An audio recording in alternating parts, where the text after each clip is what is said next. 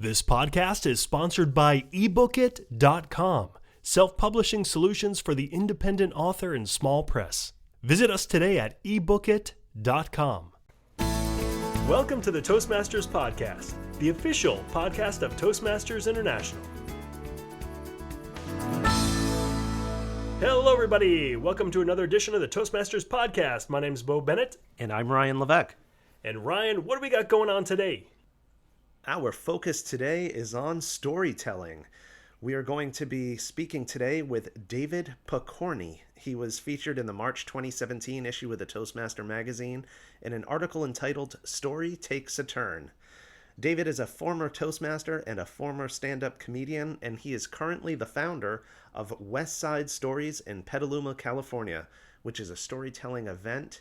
You might even call it a storytelling movement. David Pokorny, welcome to the Toastmasters Podcast. Thanks, gentlemen. I appreciate that. Thanks for taking time out to chat with me. David, when I think about storytelling, my mind tends to go to folk tales and fairy tales, or maybe even a librarian sharing a story with children. But I know the storytelling landscape has changed quite a bit over the past several years. So to start off, can you tell us, what does storytelling look like today? Well, yeah, absolutely. I mean, one of the first things, apparently you've looked at our website because it says storytelling, fairy tales, no, folklore, no, and they're not myths, not legends, or not bedtime stories. These are all personal narrative stories that we do at our thing, and I have nothing against all of those other forms of storytelling. In fact, we hope to include them in a festival we're producing this year, but it's just not what I do. I made my living as a stand-up comic for 10 years, and for the most part, I did quote unquote jokes that I had no real life connection to until I met a comic who was a storyteller.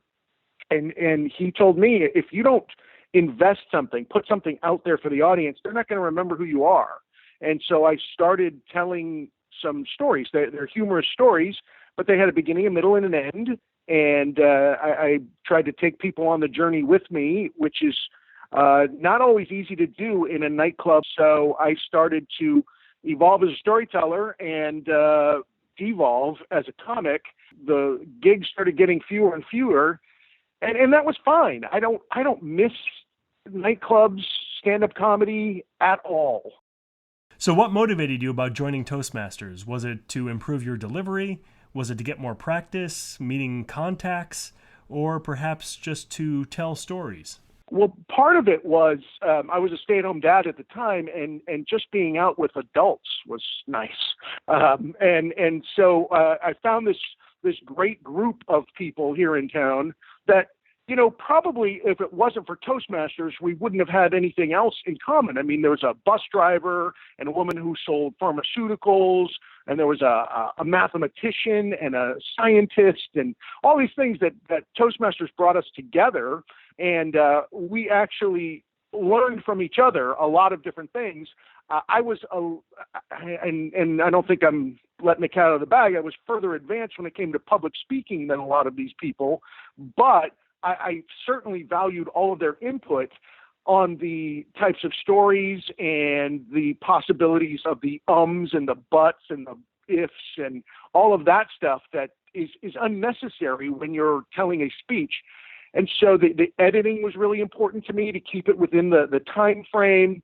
I loved the way that Toastmasters meetings were run, and got to be the master of ceremonies several times, and had my own jobs at the meetings, and it turned out to be just a lot of fun, a lot of learning.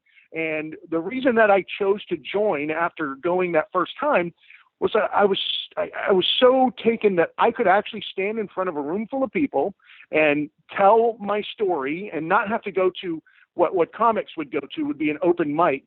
And these people were there to listen. They were there to learn as well as I was. And they were there to support. And that's what I needed at that particular time. I needed to get my stories on paper, get them out in front of adults, and figure out how one would flow into the next one. And it really helped me a lot. And also what helped a lot too was the table topics. When you just pull a little topic out of the hat and you're going to speak extemporaneously for a couple of minutes about it and try and have a beginning, a middle, and an end. And that's what the beginning, middle, and end was really, really important for me, because that's what a good story has. It doesn't just wander like this answer to your question, but it actually has a beginning, a middle, and an end, and it's written in ways to set up the end. And I felt that Toastmasters helped enormously in that. And if I had more time in my life, a couple of Thursdays, which I think is when the meeting still goes on here, I would go again. But I do have a lot of Toastmasters come to my West Side Story shows and throw their name in the hat and get up there and tell stories. I've never been to one of your West Side Stories events before, David. What's holding you back? About 3,000 miles. But I'm familiar with the format. I listened to the Moth radio show on NPR as well as the podcast, and have been doing that for a couple of years. And I actually had a chance to go last month to a Moth main stage event here in my local community. I know your events are modeled after the Moth StorySLAM format. Absolutely. So can you share a little bit about what that format is like and how you started with that? Yeah, I will. My wife and I, we were lucky enough to, let's put it this way, we were fortunate enough to be friends with someone who won a trip to New York, couldn't go, so they gave it to us. We went to New York, and while we were there, we got to see a Stephen Sondheim play. I hate musicals, by the way, but we got to see the show. And then we had some extra time while we were there, and one of the things we said we needed to do was go to the Moth, which is in Brooklyn. So we packed our luggage and got on a subway and went out to Brooklyn. And what was the coolest thing was we were standing, it was, I think it was March, maybe. It was really cold out, let's put it that way. And we were standing in line with 300 people waiting to go into a club to hear, we had no idea who. They were, I don't want to call them nobodies, because everybody's somebody to somebody else, but they were not famous people. They were everyday people, walking, librarians and teachers and bartenders and what have you, all dropped their name in a hat to tell a 5-minute story based on the evening's theme. And we went, and I dropped my name in the hat. I didn't get on. I think there were 17 people, and they only pulled 10, just like at my show. Otherwise, you can be there all night, and you got to put a stop to it at some point. So we saw that, and when we came back to town here to Petaluma, we said that was the coolest thing, and our town would be a really good, venue for something like that. And so we looked on the Moth website, and they had a page that we clicked on that said, if you want to run your own StorySLAM, this is how we do it. And we followed their model to the T for the first 6 or 8 months of what we did. And then, we sent the tapes to them because we were going to try and be affiliated with them, be a Northern California version of the Moth was our goal at the time. And it turned out that, the person we sent the tapes to, when we called back in, their job had, changed, or they left the company or something, and the tapes were lost. And we were like, oh, well, let's just, because one of the things is you're not supposed to advertise. And we were like, how do we get bodies in here to know what we're doing if we're not advertising? We're not a nonprofit. In fact, I enjoy profit, to be honest with you. And so we have kept going, and essentially the format is still the same, but we, instead of having a couple of pools of judges, they have like a 2-person party of judges and a 3-person and maybe a 4-person. So they have 3 little teams of judges. I don't do that. Originally, we started just pulling a name out of the hat from the audience, and they would say who their favorite person was for the night. And now we do an automated online poll where people text their vote in, and we get a true audience favorite. We've had as many, we see 80 people in our room, and we sell out every show for the last over 3 years now. And we get about 50 to 60 people that actually pull out their phone and vote. And we get a true audience favorite as opposed to this little group of people's favorite. Right. That's great. That's a great idea. And then the other thing that, the winners, like I think you said you went to one of their main stage shows, the Moth. Yes. We have, every December, we have our Grand Slam, and we have it in our town is 50,000 people. For those of you who haven't been here, and I'm still holding you to that because you guys are coming. But we have a venue called the Mystic Theater, which seats 450 people. In the last 2 years, we've moved our Grand Slam over there, and we've sold that place out. which has, the storytelling movement, as you said, is taking hold right here in the 707 area code. And we have some bigger and more grandiose ideas of what's going to happen here in town when it comes to storytelling and public speaking. Exciting. Cool. Now, I know that every West Side Story event, like the Moth, has a theme. Can you give an example of what are some of the themes that you've had for your events?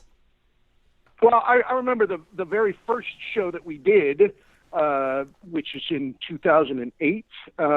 First show we did, our theme was the first. So it could be your first time doing anything. And then we've had the worst, of course. This particular year, the first 6 shows of the year, I just come up with ideas for themes, and what I've come up with is they're all oxymorons for the first 6 months of this year. Like, for example, in January we had new traditions, then we had second best, and next month will be passive aggressive, drawing a blank, awfully nice, uninvited guest, and people come in with a 5-minute story based on one of those themes. And, sometimes when the next 6 months is coming up, we just put them out 6 months in advance. I will go onto the internet and just punch in something like a stitch in time saves 9. And I will get all kinds of different ideas from that. And I'll put together a list of things. And then my wife and I, sit around and narrow it down to 6 and put them out there. Does it ever happen that people show up at the event, put their name in a hat, and they end up being drawn, and then they're supposed to get up there and give their story based on the particular theme, but their story doesn't have anything to do with the theme? Yes. In fact, we had a gentleman, it was his first time coming to the show this past month, where the theme was second best. And he came, and essentially he told an old joke.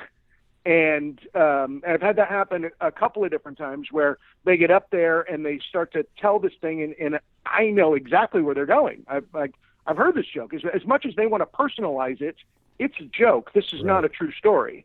And so I will make mention of it. I will not mock them, although I will make mention of it when they finish and, get their round of applause and I get back on stage. I will question them. That was a true story, right? And then I will make sure that the audience, this person is not going to I don't skewer the votes. If the votes came in and that person was the winner, I would have to say that person is the winner. I have had somebody do a rap song one time. I think it was called the Grandmother Rap, and she was, in her 60s and did this. And I think the audience voted for her just out of the fact that the sheer guts of getting up there and doing it, but it wasn't a story. Right. And, I've spoken to those people privately and said, look, here's what we do, and here's the guidelines for storytelling at this particular event, and we would like you to hold up to these guidelines. They're true stories told live on stage without notes based on the theme. They're 5 minutes long. I hit a bell at 5 minutes, like a little hotel bell, a little ding, and let them know that 5 minutes is hit. They have 59 seconds to wrap it up at that point. And otherwise they're not eligible to win. And I think I probably should have hit the bell a couple of different times on people that I want to make sure didn't win, but I have never done that. Right. Since we're talking about stories, I'll tell a quick story. You were talking about original material. So I was the warm-up speaker for our Toastmasters club for the humorous speech contest. They needed somebody, so at the last minute I said, yes, I'll do it. Like, 5 minutes before, literally 5 minutes before. So I told a story about the dog comes in the house with a rabbit in his mouth, like all chewed up and bloody and dirty. And then we wash it off because we don't want the neighbor to know that our dog killed the rabbit. Cleaned it up, we put it back in the cage. And then the neighbor comes back to us and says, you won't believe the weirdest thing happened. Our bunny died 2 weeks ago. We buried it. And when we came back from vacation, it's all clean and in the cage, but still dead. So that's hilarious. That's like an old joke. It's like I made a whole story out of it, and people are going nuts. They're cracking up. They're sitting at the edges of their seat, waiting to find out, like, what's happening? Oh no! And then they all came up to me after and saying two things. One, you got to take this as a speech for the speech contest because it was one of the best things they've heard. And then two. asking me about the neighbors and like all these questions. I said, whoa, wait a minute. This was a totally copied story. This is like a common joke. I can't believe you haven't heard this before. And they were so upset. Yeah, they do. They get invested. And that's the one thing I like about the personal true stories is people do get invested in the story. They want to know how you as a human being dealt with that situation, whether it be a funny situation or a tragic situation. I've had somebody come on stage at our show and her sister died in the Twin Towers on 9/11, and she told the story of that. And we were all on the edge of our seat. We all just wanted to give her a big group hug at the end of the story. And there's something, they're invested and our audience is invested. And I feel that is so much different than working in a nightclub like I used to do. Yeah, yeah. And I think there is a big lesson here. And the big lesson is if you're going to make up a story and try to pass it off as authentic, you're going to get in trouble. And we've encountered this plenty of times, Ryan, with people in our club. We're like, wait a minute. Or even when we hear a speech, they're like, I don't know about that. Right. I think I kind of heard that before. Well, but, and you know, I called out somebody, you know, he had come to our, he's actually the winner of this last year's Grand Slam. He happens to be a debate coach at a really well-known high school here in town, or not in our town, but just north of us a little bit. Brandon Spars is his name, and he told the story the first time he was ever at our show that was completely outlandish and crazy and wild, and he didn't win. But the next month he came back and told an even more outlandish story, and a few of my regular audience members and tellers called me up or wrote me email and said, hey, I don't think that guy I think that was a made up story. And so I called the gentleman up and I asked him about it. And he said, you know what, I can 100% guarantee you that is an absolutely true story. And if people want to call other people that were there, then I'm more than happy to give them phone numbers. And I said, no, I'm going to take your word for it. And he's a fantastic teller. And like I said, he was our grand champion this year. So it's okay to take some writer's license, I think, as long as the story, the essence of the story is true. That's the bottom line. Okay, that brings up a sort of a philosophical topic that I wanted to dive into a little bit. And Bo and I have had these discussions over the years with, I guess, the, what do you call it? The inciting incident was a speech at Toastmasters, often at a contest, where we've questioned the veracity of the story or some of the details. And even in my own Toastmasters club, I have given some speeches where I've told a story, for example, about my daughter. And to bring a little more immediacy to the story, I'll have my daughter coming up to my wife and I and asking us a question or telling us something, where in actuality, it was really a conversation between my daughter and my wife. And I feel that it just gets to be too many steps removed to say, well, my wife told me this story about a conversation she had with my daughter. So for the sake, I feel like it's almost a, not out of respect for the audience, but to just make it more accessible to the audience, I'll take that liberty. But we've seen other things done where it's clearly a stretch. And even, you know, sometimes people get frustrated, I think, at contests like, come on, did that really happen that way? Or, and that's a big question. Where do you draw the line? Yeah. Or is this event really the thing that changed your life forever? Like everything's always so superlative, you know, melodramatic. So what are your thoughts on that?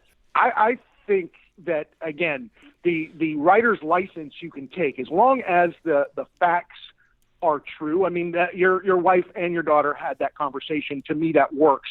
I did a solo show that I talked about that Toastmasters led me into.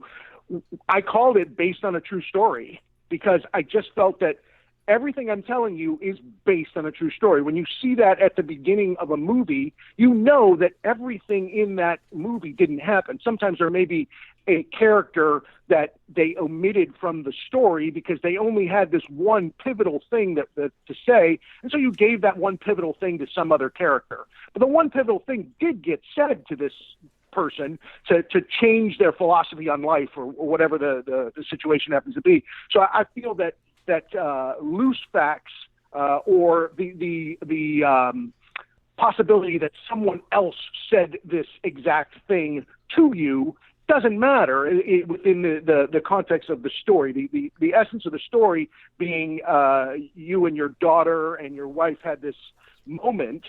Well, it doesn't matter that part of the moment happened without you there.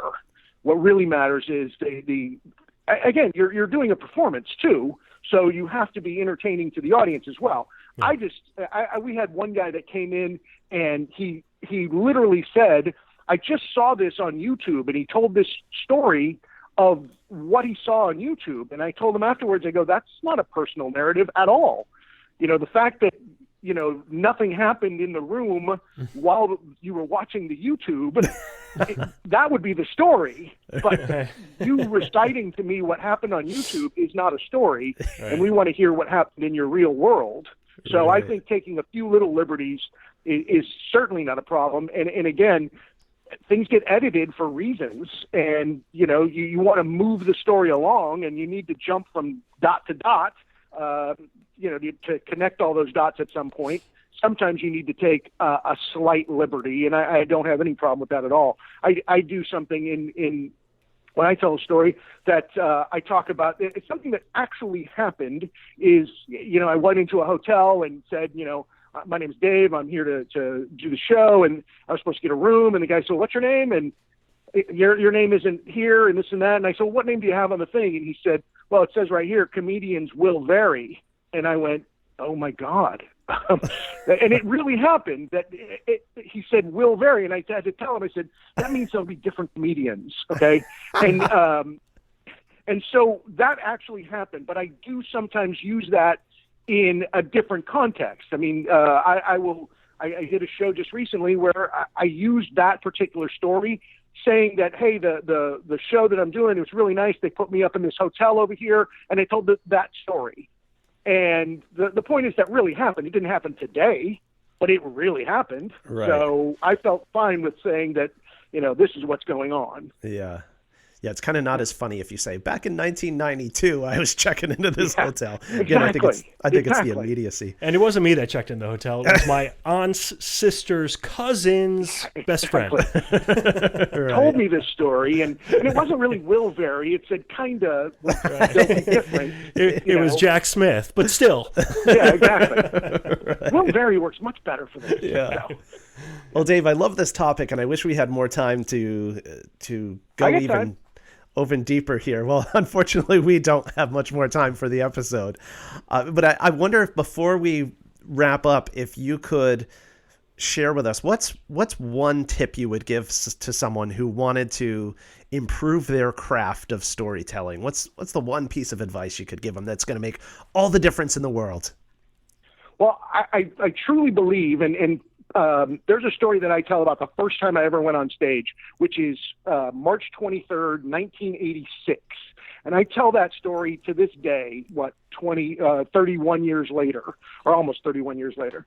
And I tell that story, and I relive that story. In my head, I can see the place where I was. I can see the guy that introduced me. I can see all of these things.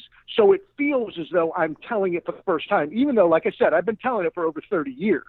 And people come to me and say, God, that story is so good, the way you tell it, and this and that. And I look at them, I go, I've been telling it for 31 years. That's why it's good, because I know it backwards and forwards. But I am living it every time like it's the first time I'm telling it, because I am reliving that story in my head. So if you have a story and you can get the visuals in your head, or whatever the sense memory, that's an acting thing, the smell of the room or what have you, whatever it is, it will feel authentic, and it will feel authentic to the audience.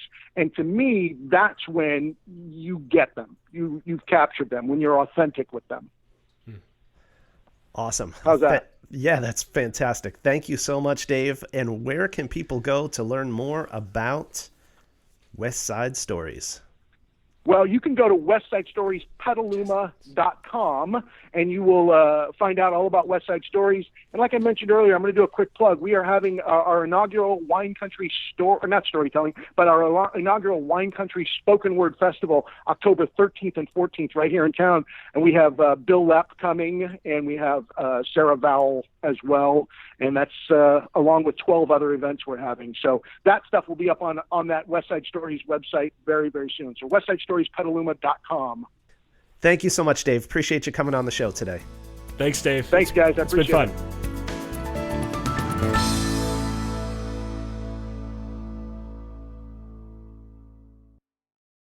Isn't it about time you published that book you've been thinking about?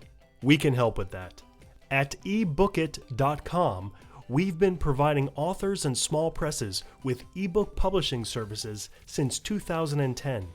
Visit us today at ebookit.com and let us know how we can help you.